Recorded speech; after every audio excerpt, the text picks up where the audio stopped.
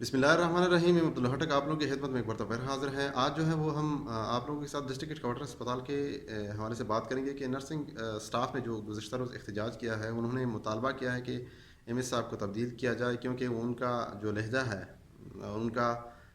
उनकी मौजूदगी में और वो बज़ात खुद हमें मुख्तलिफ़ हिलों बहानों से हरासा करने की कोशिश कर रहे हैं।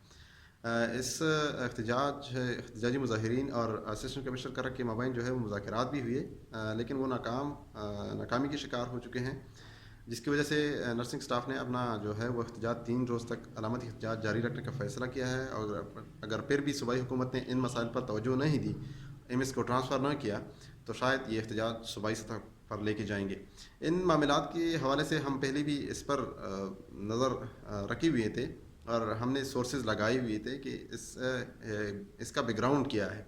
तो हमने कुछ इन्वेस्टिगेशंस किए हैं कि हम कुछ हमारे सोर्सेज की रिपोर्ट्स हैं, वो आप लोगों के साथ शेयर करता जाऊं कि यहाँ पे जब सूबाई हुकूमत ने डॉक्टर जमील अनवर साहब को बतौर एमएस तैनात किया, उस दिन से लेकर आज तक कुछ सरकारी लोग हैं जिनको गालिबन डॉक्टर इरफान साहब जो कि डीएमएस हैं यहाँ पर, वो लीड कर रहे हैं। वो मुख्तलिफ़ चीज़ों में टांगड़ाई करने की कोशिश कर रहे हैं, जिसकी वजह से मुखालिफ सिमत में एम साहब उनको रोकने की कोशिश कर रहे हैं।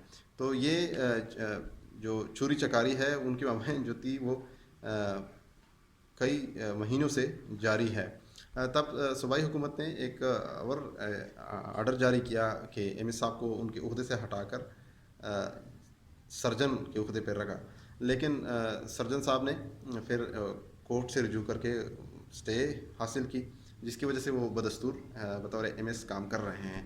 मेरे मालूमात के मुताबिक ये मसला जो है वो अब संगीन सूरत हाल इख्तियार कर चुकी है, क्योंकि एक ऑडियो टेप भी मंजराम पर आ चुकी है, जिसमें डॉक्टर इरफान साहब एमएस साहब के ग्रुप को थ्रेट कर रहे हैं कि अगर मैं एमपीए का बाई हूँ तो आप लोगों के साथ मैं देख लूँगा और आप लोगों को ट्रांसफ़र करना मेरे लिए कोई मसला नहीं है। इस ऑडियो टैप का लबे-लुबाब ये है। तो ये तो मुख्तलिफ अंडरग्राउंड चीज़ें हो गई। इसके साथ साथ एम एस साहब ने एक मसला जो था वो यहाँ से शुरू हो गया, यहाँ से संगीन हो गया कि चूँकि जो डीएमएस थे डॉक्टर इरफान साहब, उनके पास स्टोर और नर्सिंग स्टाफ के मामलात देखने का इख्तियार था, लेकिन एम एस साहब ने उनसे नर्सिंग स्टाफ के मामलात का इख्तियार वापस लिया और एक ऑर्डर जारी किया, जिस पर जो इरफान साहब हैं उन्होंने अपनी जो एक पॉलिटिकल कोशिश थी वो जारी रखी। तो इसके हवाले से फिर स्पेशल सेक्रेटरी हेल्थ ने एम एस साहब को दबाने की कोशिश की, लेकिन मामला हल ना हो सका। उन्होंने जिस तरह इरफान साहब ने पॉलिटिकल लोगों को इस्तेमाल किया, तो दूसरी जानब एम एस साहब ने भी पॉलिटिकल लोगों को इस्तेमाल करना शुरू किया। साथ साथ में फिर सेक्रेटरी हेल्थ दरमियान में पड़े, उन्होंने भी एम एस साहब को समझाने की कोशिश की, लेकिन फिर मामला जो है वो पॉलिटिकल लोगों तक चल पड़ा।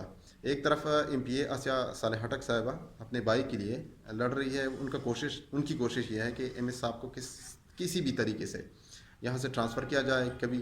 तो ये जो अब एहतजाज है उससे मुझे ये बू आ रही है कि ये भी एक प्लांटेड जो है वो मंसूबा है, क्योंकि प्लांटेड मंसूबा हम इस तरह कह सकते हैं। हमारा गुमान ये है कि चूँकि यहाँ पे जो हेड नर्स थी उनके साथ एक असिस्टेंट काम कर रही है, उनका नाम है सोफिया। उनको एम एस साहब ने हटाया, शायद उन पर शक था कि किसी दूसरे ग्रुप के साथ मुंसलिक है। उन्होंने एक और जो दूसरी नर्स थी, रुकिया नाम है उनको बतौर असिस्टेंट लगाया, जिस पर मामलात जो हैं वो नर्सेस तक जा पहुँचे, यानी नर्सेस भी इसमें इन्वॉल्व हो गए इस केस में। फिर शायद मेरा ख्याल है कि इरफान साहब अभी कोशिश कर रहे हैं कि नर्सेस को उठाकर नर्सेस के आवाज़ पर अपने मुतालिबात पूरे कर सकूँ। तो हमारे मालूमात के मुताबिक मामला जब सेक्रेटरी हेल्थ के पास गया तो वहाँ भी हल ना हो सका। फिर एमपीए साहब ने मुख्तलिफ मिनिस्टरों के ज़रिए सेक्रेटरी हेल्थ को कॉल किए कि एमएस साहब की जो है वो ट्रांसफ़र करने की कोशिश की। तो दूसरी जानब फिर फेडरल गवर्नमेंट जो है वो दरमियान में आन पड़ी और कई मिनिस्टर ने सेक्रेटरी हेल्थ को दबाया और साथ साथ स्पेशल सेक्रेटरी हेल्थ को भी समझाया कि अगर आपने दोबारा एमएस के पार्ट पे कोई मसला खड़ा किया तो हम आपको नहीं छोड़ेंगे।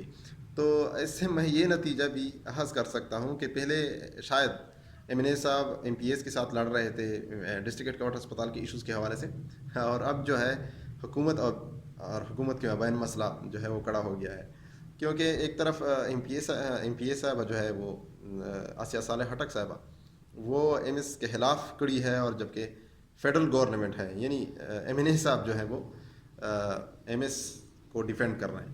تو یہ تو ایشوز ہیں. اس میں ایک یہ دو چیزیں میں ایک ایڈ کرنا چاہوں گا کہ جہاں تک ایم ایس صاحب کے لہجے کا سوال ہے، تو ایم ایس صاحب کا لہجہ فرام دی اسٹارٹ، جب سے میں نے ایز اے رپورٹر ان کو دیکھا ہے، ان کا لہجہ جو ہے وہ یہ تھوڑا بہت ان پروفیشنل ہے. وہ اکثر ایسے الفاظ استعمال کرتے ہیں جو کہ پروفیشنلی ٹھیک نہیں ہیں. ان کو میں بھی کنڈیم کرتا ہوں کہ پروفیشنلی اگر آپ کسی مسئلے کو ہینڈل کر رہے ہیں تو آپ کو پروفیشنل ورڈز استعمال کرنے پڑتے ہیں.